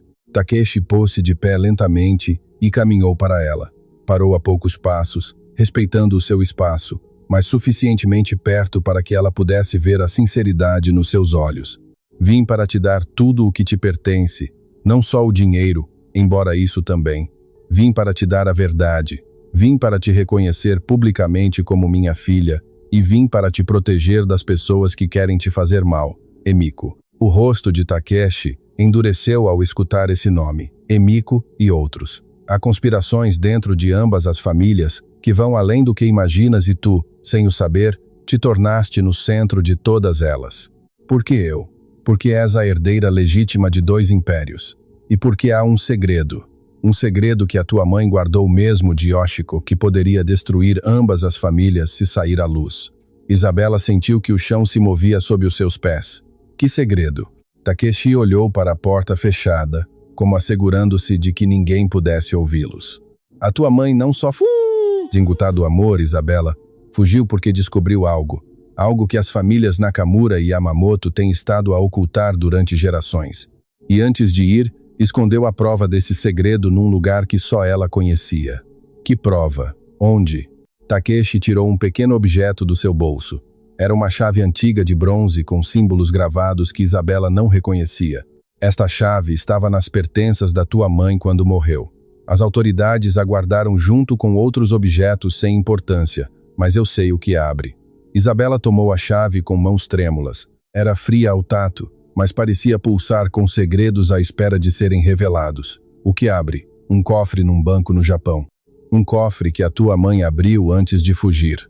E dentro desse cofre está a verdade que 2 famílias têm estado dispostas a matar para proteger. A chave pesava na mão de Isabela como se contivesse todo o peso das gerações passadas.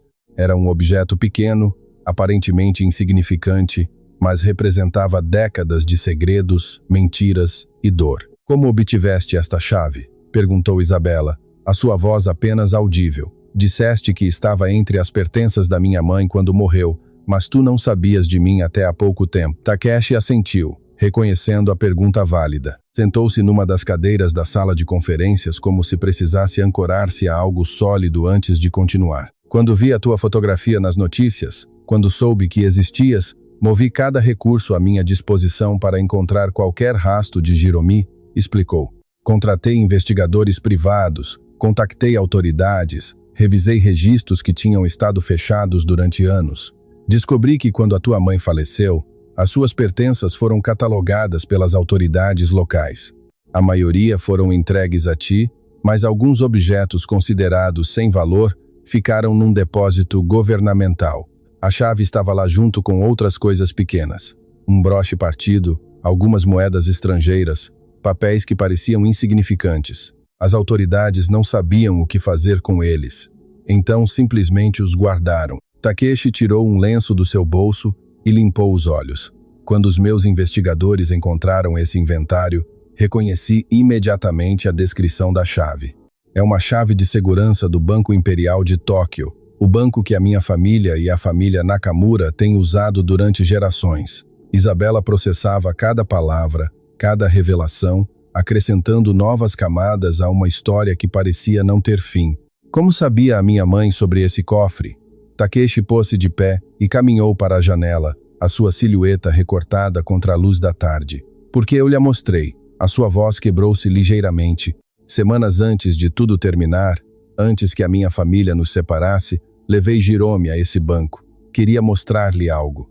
Queria que soubesse a verdade sobre as famílias de que ambos vínhamos. Que verdade? Takeshi virou-se para olhá-la, e nos seus olhos havia uma dor tão profunda que Isabela sentiu que podia afogar-se nela.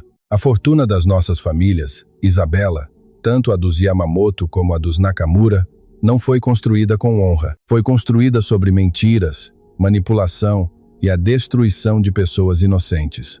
O silêncio que se seguiu foi tão denso que Isabela podia ouvir o seu próprio coração a bater. Há gerações. Takeshi continuou. Os nossos ancestrais associaram-se para criar um império empresarial, mas a forma como obtiveram o seu capital inicial foi mediante o despojo de famílias inteiras. Falsificaram documentos, manipularam testamentos, subornaram funcionários, destruíram dezenas de pessoas para construir o que hoje são as corporações Yamamoto e Nakamura. Por que me contas isto? Porque a tua mãe descobriu a evidência. Documentos originais que provavam tudo. Testemunhos guardados por empregados que foram testemunhas, registros que as nossas famílias acreditavam destruídos há décadas. Takeshi aproximou-se de Isabela. Hiromi encontrou esses documentos por acidente enquanto trabalhava como assistente nos escritórios Nakamura, e quando os leu, quando entendeu a magnitude do que as nossas famílias tinham feito, ficou devastada. Por isso fugiu. Fugiu porque eu lhe pedi.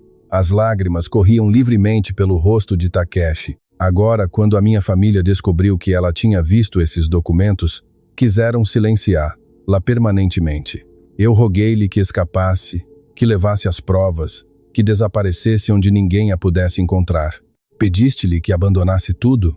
Pedi-lhe que salvasse a sua vida.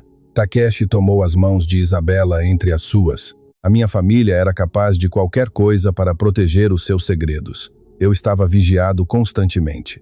Não podia fugir com ela sem a pôr em maior perigo. Assim que fiz a única coisa que podia fazer, dei-lhe dinheiro, ajudei-a a planear a sua fuga e fiz-lhe prometer que nunca olharia para trás. Mas ela não tinha dinheiro quando chegou aqui.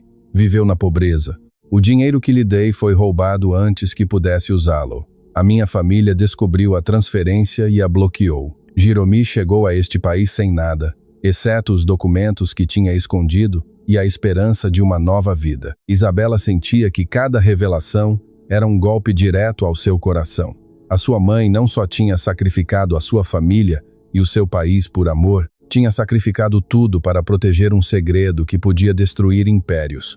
O que há nesse cofre exatamente? Os documentos originais que provam os crimes dos nossos ancestrais. Mas mais importante ainda, há algo que poderia mudar tudo. Evidência de que várias famílias foram despojadas de propriedades que hoje valem milhares de milhões. Propriedades que incluem os terrenos onde se construíram os edifícios principais de ambas as corporações. A magnitude do que Takeshi estava a descrever era difícil de compreender.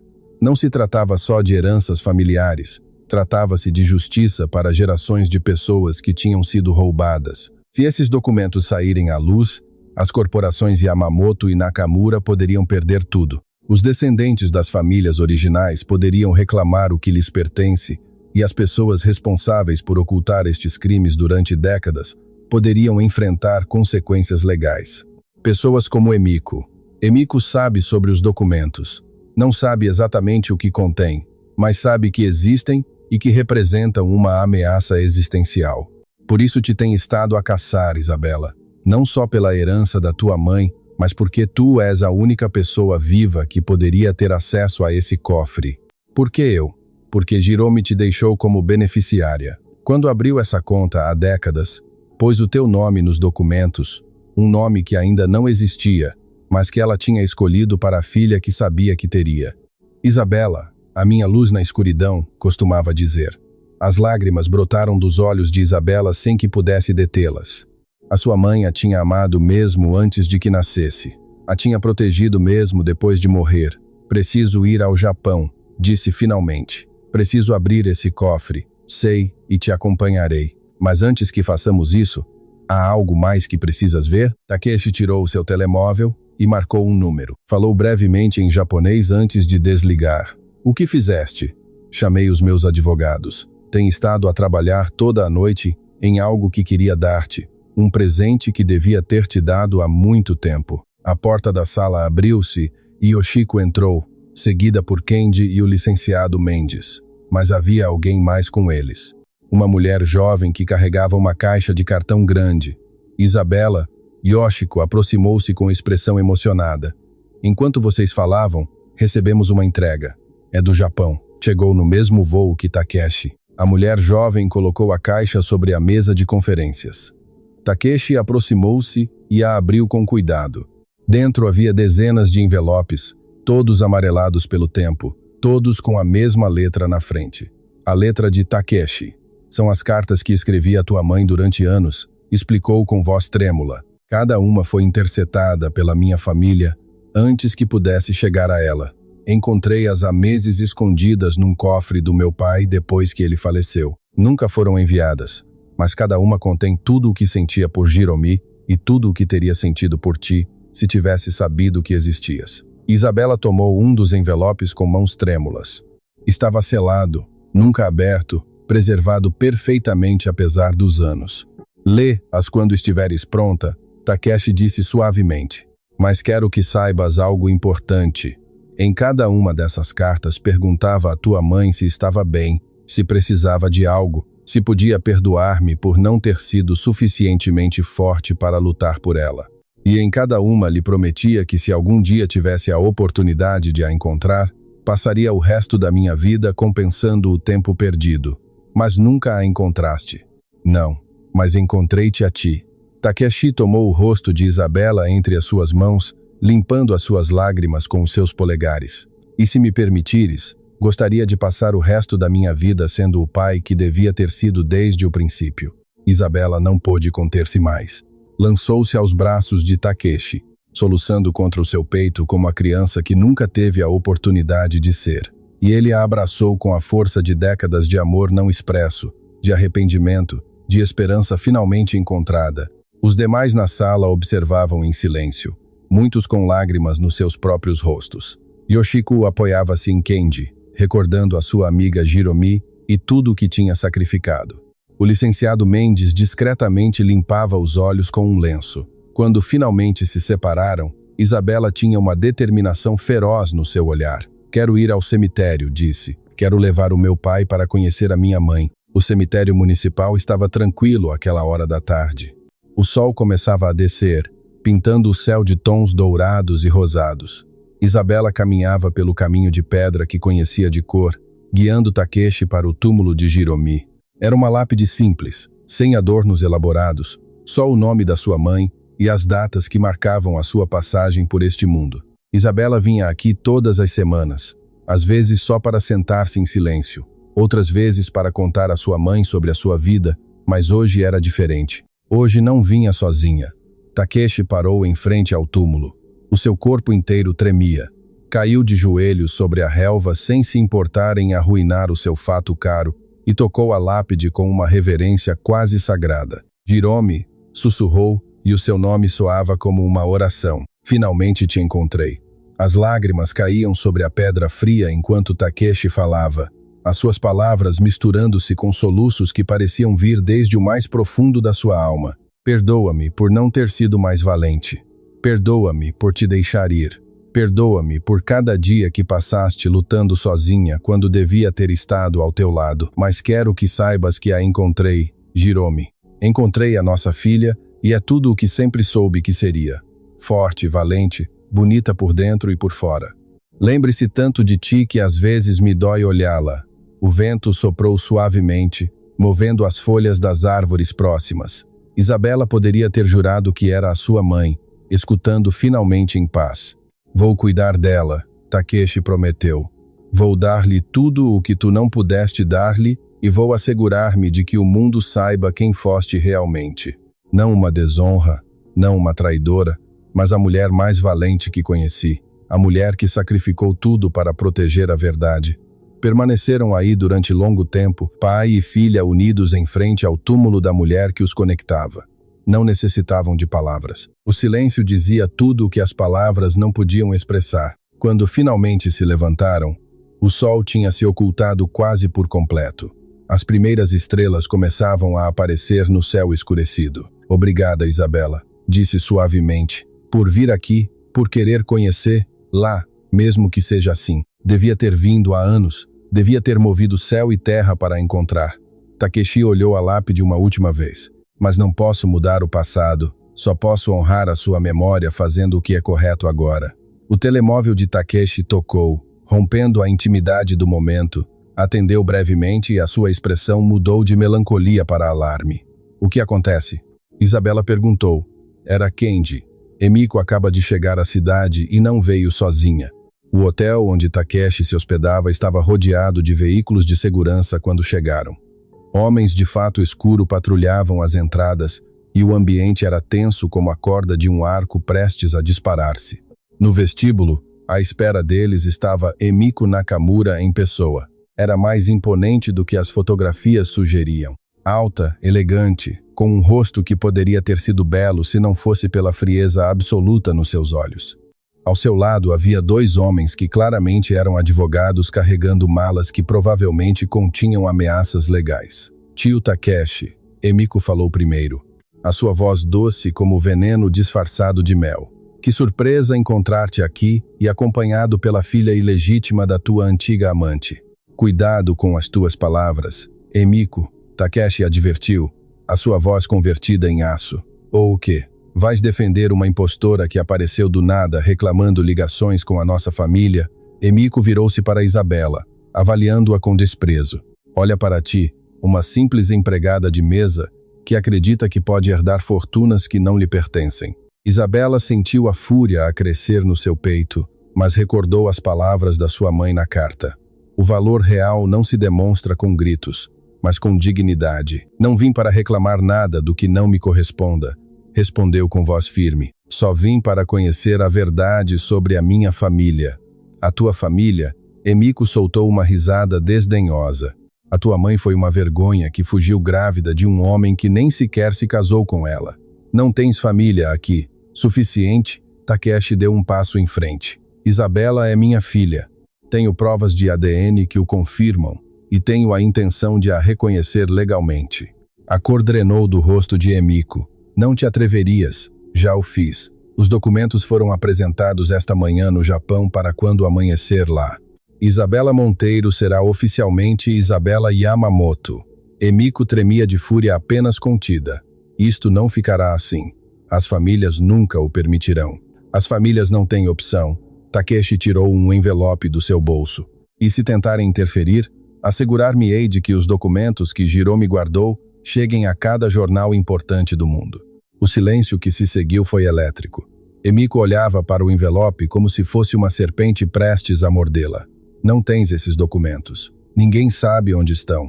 Eu sei exatamente onde estão, Isabela falou, surpreendendo-se a si mesma com a firmeza da sua voz. E vou recuperá-los. Emiko a olhou com ódio puro, mas por trás desse ódio havia algo mais. Medo. Medo de alguém que vê o seu mundo prestes a desmoronar-se. Não sabes com quem te estás a meter, miúda. Estou a meter-me com pessoas que destruíram a minha mãe, que lhe roubaram a sua herança, que a obrigaram a viver na pobreza, enquanto vocês desfrutavam de fortunas construídas sobre mentiras. Isabela deu um passo para Emiko sem se intimidar, mas já não tenho medo. E quando abrir esse cofre, o mundo inteiro saberá exatamente que tipo de pessoas são. Emiko aproximou-se até que os seus rostos estavam a centímetros de distância. Se fores ao Japão, se tentares abrir essa caixa, vou destruir-te. Destruirei tudo o que amas. Não ficará nada de ti. Já o tentaste uma vez nesse restaurante. Isabela não recuou nem 1 milímetro. E falhaste porque subestimaste uma simples empregada de mesa que fala japonês. Por um momento, o tempo pareceu deter-se. 2 mulheres enfrentadas representando gerações de conflito, de injustiça, de segredos enterrados. Finalmente, Emiko recuou. O seu sorriso era frio como gelo. Ver-nos-emos em Tóquio então, prima, e quando tudo terminar, desejarás não ter nascido. Virou-se e saiu do hotel, os seus advogados seguindo-a como sombras obedientes. Takeshi pôs uma mão no ombro de Isabela. Estás bem? Estou pronta, respondeu ela, o seu olhar fixo na porta por onde Emiko tinha desaparecido. Reserva os voos. Vamos ao Japão. O que não sabia era que nesse momento, num quarto de hotel próximo, Rodolfo Salazar recebia uma chamada de Emiko com instruções muito específicas, instruções que envolviam assegurar-se de que Isabela Monteiro nunca chegasse a Tóquio com vida. O aeroporto internacional estava invulgarmente tranquilo aquela madrugada. Isabela caminhava junto a Takeshi, Yoshiko e Kendi, para a sala de embarque privada, os seus passos ressoando contra o chão polido. Na sua mala levava a chave que a sua mãe tinha guardado durante décadas, e no seu coração a determinação de terminar o que Jérôme tinha começado, mas o destino tinha outros planos. Alto aí! A voz de um oficial de segurança deteve o grupo. Isabela Monteiro precisa acompanhar-nos. Há uma denúncia formal contra ela. Takeshi interpôs-se imediatamente. Que denúncia? Do que estão a falar? Fraude e roubo de identidade? O oficial mostrou uns documentos, apresentada há 1 hora pelo senhor Rodolfo Salazar. O coração de Isabela afundou-se. A advertência de Emíco ressoava na sua mente. Destruirei tudo o que amas. Isto é absurdo. Kendi tirou o seu telemóvel. Vou ligar para os nossos advogados. Podem ligar para quem quiserem. Mas a menina Monteiro não pode sair do país até que se esclareça a situação. Por um momento, Isabela sentiu que tudo estava perdido. Tão perto da verdade, tão perto de fazer justiça, e agora detida por mentiras fabricadas. Mas então, uma voz inesperada cortou a tensão. Oficial, creio que vai querer ver isto antes de proceder.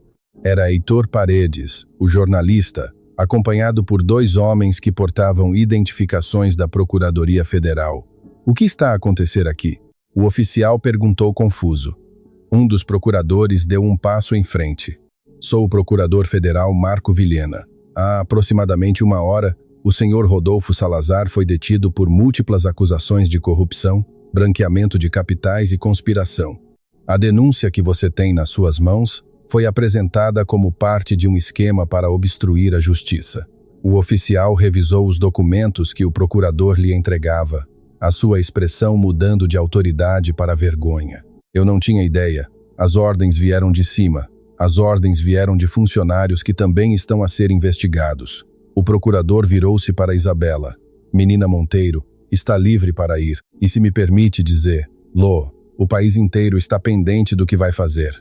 Heitor aproximou-se com um sorriso. Publiquei tudo esta manhã. Os documentos de Salazar, as suas ligações com Emíco Nakamura, a conspiração completa para quando aterrissar em Tóquio, o mundo inteiro saberá a verdade. Isabela o olhou com gratidão infinita. Por que me ajudaste tanto? Porque há anos a minha própria família foi destruída por pessoas poderosas que pensaram que podiam silenciar-nos. Ninguém nos creu então. Mas hoje, graças a ti, muitas famílias finalmente terão justiça.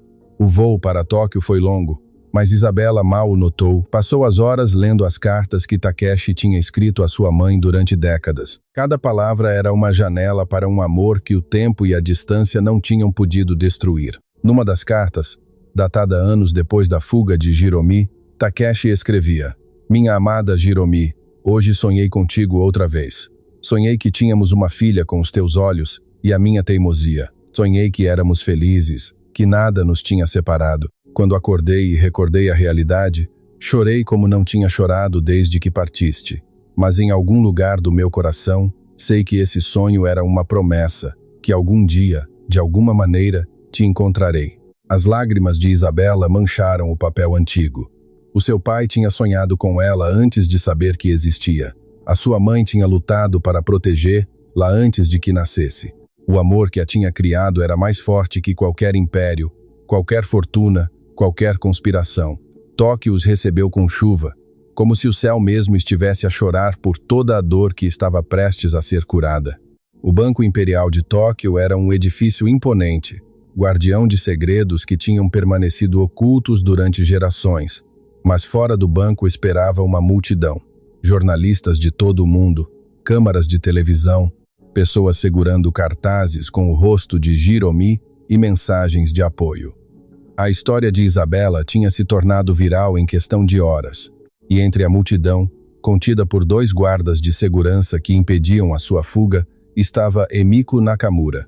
A sua expressão de ódio tinha se transformado em algo mais próximo do terror. As autoridades japonesas a detiveram tentando destruir documentos corporativos. Kendi explicou enquanto caminhavam para a entrada do banco. Parece que subestimou quanta evidência havia contra ela. Dentro do banco, numa sala privada de alta segurança, um funcionário verificou a identidade de Isabela e a autenticidade da chave. Tudo coincidia perfeitamente. Menina Yamamoto, O funcionário usou o seu novo apelido legal. O cofre número 407 tem estado à sua espera durante décadas. A sua mãe deixou instruções muito específicas de que só você poderia abri-la. Com mãos trêmulas, Isabela inseriu a chave na fechadura. O mecanismo girou com um clique que pareceu ressoar através do tempo mesmo. Dentro do cofre havia vários envelopes grossos, cada um etiquetado meticulosamente com a letra da sua mãe, mas acima de tudo havia uma carta dirigida a ela. Minha querida Isabela, leu em voz alta, a sua voz quebrando-se com cada palavra. Se estás a ler isto, significa que encontraste o caminho até aqui. Significa que és tão valente como sempre soube que serias. Estes documentos contêm a verdade sobre as famílias que nos fizeram tanto mal, mas não os guardei por vingança, os guardei por justiça, por todas as famílias que foram destruídas, por todas as vozes que foram silenciadas, e por ti, meu amor, para que nunca tivesses que viver com o peso de mentiras que não eram tuas. Sei que o caminho até aqui não foi fácil. Sei que provavelmente enfrentaste pessoas que tentaram deter-te, que te humilharam, que te subestimaram. Mas também sei que não te rendeste, porque és minha filha e as mulheres da nossa família não nos rendemos nunca. Faz o que é correto com estes documentos, Isabela. Não o que for mais fácil, não o que te beneficie mais, mas o que é correto. Devolve a cada família o que lhes foi roubado. Restaura a honra dos que foram despojados. E quando tudo terminar, vive a tua vida sem as sombras que escureceram a minha. Amo-te para além das palavras, para além do tempo, para além da própria morte. E estou orgulhosa de ti. Sempre o estive, sempre o estarei. A tua mãe, Jiromi. Isabela segurou a carta contra o seu peito, soluçando sem vergonha. Takeshi a abraçou, as suas próprias lágrimas misturando-se com as dela. Yoshiko chorava silenciosamente, honrando a memória da sua amiga que finalmente tinha encontrado paz. Os documentos foram entregues às autoridades essa mesma tarde. O que continham era ainda mais devastador do que Takeshi tinha antecipado. Não só provavam os crimes originais das famílias, mas décadas de encobrimento, subornos a funcionários e destruição sistemática de evidências. Nas semanas seguintes, o escândalo abalou o Japão e o mundo inteiro. 17 famílias que tinham sido despojadas das suas propriedades foram identificadas e compensadas. Os descendentes daqueles que tinham sido destruídos finalmente receberam justiça. Emiko Nakamura foi condenada por múltiplas acusações de conspiração e obstrução de justiça. Durante o seu julgamento, quando lhe perguntaram por que tinha dedicado a sua vida a destruir a sua própria prima, a sua resposta revelou a tragédia por trás do seu ódio, porque amava Jiromi mais do que a ninguém no mundo. E quando ela se foi, disseram-me que nos tinha traído. Passei a minha vida odiando-a por me abandonar, mas a verdade é que nunca deixei de sentir a sua falta. Isabela, contra o conselho dos seus advogados, pediu para falar com Emiko antes de ser transferida para a prisão. Por que vieste? Emiko perguntou, a sua voz desprovida da arrogância que a tinha caracterizado. Porque a minha mãe te amava, Isabela respondeu. Nas suas cartas falava de uma criança pequena que a seguia por toda a parte. Uma criança com olhos curiosos e riso contagioso. Essa criança eras tu, Emiko. As lágrimas brotaram dos olhos de Emiko. As primeiras lágrimas genuínas que tinha derramado em décadas. Sinto a falta dela, sussurrou, todos os dias da minha vida. Sinto a falta dela. Então honra a sua memória sendo melhor. É o que ela teria querido. Meses depois, Isabela estava de pé em frente a uma multidão na recém-inaugurada Fundação Jiromi Nakamura, uma organização dedicada a ajudar pessoas cujos direitos tinham sido vulnerados por sistemas de poder. Ao seu lado estavam Takeshi, agora publicamente reconhecido como seu pai Yoshiko, que tinha doado uma fortuna considerável para a fundação, Kenji, Camila e Akemi, que se tinham tornado na sua família alargada, e Carmo, a companheira de trabalho de Afonte, que tinha sido a primeira a defender, lá quando ninguém mais o fez. Mesmo Lourenço Figueiredo estava presente, transformado pelos eventos daquela noite que mudou tudo. Tinha renunciado à sua posição em Afonte e agora trabalhava como voluntário, ajudando imigrantes a encontrar emprego digno. A minha mãe chegou a este país sem nada. Isabela começou o seu discurso. a sua voz amplificada por microfones, mas a sua mensagem vindo diretamente do coração, sem dinheiro, sem família, sem ninguém que acreditasse nela, mas tinha algo mais valioso. Tinha dignidade, tinha coragem e tinha amor. Durante anos trabalhou limpando casas, servindo mesas, fazendo trabalhos que outros consideravam indignos, mas nunca perdeu o seu valor, nunca deixou de sonhar e nunca deixou de lutar por mim. Há tempo, num restaurante onde eu trabalhava como empregada de mesa, uma idosa japonesa foi humilhada publicamente porque ninguém podia entendê-la. Esse dia fiz a única coisa que sabia fazer. Usei a minha voz para defendê-la. Não sabia que esse simples ato mudaria a minha vida para sempre. Mas essa é a lição que a minha mãe me ensinou. Nunca subestimes o poder de uma voz que se recusa a ser silenciada. Nunca subestimes uma pessoa que outros consideram insignificante. E nunca deixes de lutar pelo que é correto. Esta fundação leva o nome da minha mãe porque ela representa todas as pessoas que foram ignoradas, humilhadas, despojadas, mas também representa a esperança de que a justiça sempre prevalece, a esperança de que o amor é mais forte que o ódio, a esperança de que cada voz, não importa quão pequena pareça, tem o poder de mudar o mundo. A ovação que se seguiu durou vários minutos. Pessoas choravam, aplaudiam, abraçavam-se. Nesse momento, Isabela soube que a sua mãe finalmente tinha encontrado paz. Essa noite, depois que as câmaras se foram e a multidão se dispersou, Isabela visitou o cemitério, onde agora descansavam os restos da sua mãe, trasladados para um mausoléu digno da heroína que sempre foi. Takeshi caminhou ao seu lado em silêncio, respeitando a intimidade do momento. Conseguimos, mãe, Isabela sussurrou em frente ao túmulo. Tudo o que sonhaste, tudo o que sacrificaste não foi em vão. As famílias que foram roubadas recuperaram o seu. As vozes que foram silenciadas finalmente foram ouvidas. E eu encontrei o meu pai, encontrei a minha família, encontrei o meu propósito. Takeshi ajoelhou-se junto à sua filha, colocando flores frescas sobre o túmulo. Hiromi, meu amor eterno, falou com voz quebrada. Cuidarei dela pelo resto dos meus dias. Prometo-te.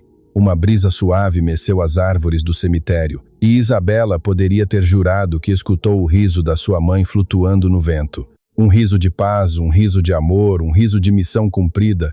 Pai e filha permaneceram aí, até que as estrelas cobriram o céu, unidos pela recordação de uma mulher extraordinária que tinha mudado o mundo simplesmente recusando-se a render-se. Quando finalmente se foram, Isabela olhou para trás uma última vez. Obrigada, mãe, sussurrou por tudo. E em algum lugar entre as estrelas, Hiromi Nakamura sorriu, porque a sua filha, a pequena luz que tinha protegido contra todas as probabilidades, finalmente brilhava em todo o seu esplendor e essa luz nunca se apagaria.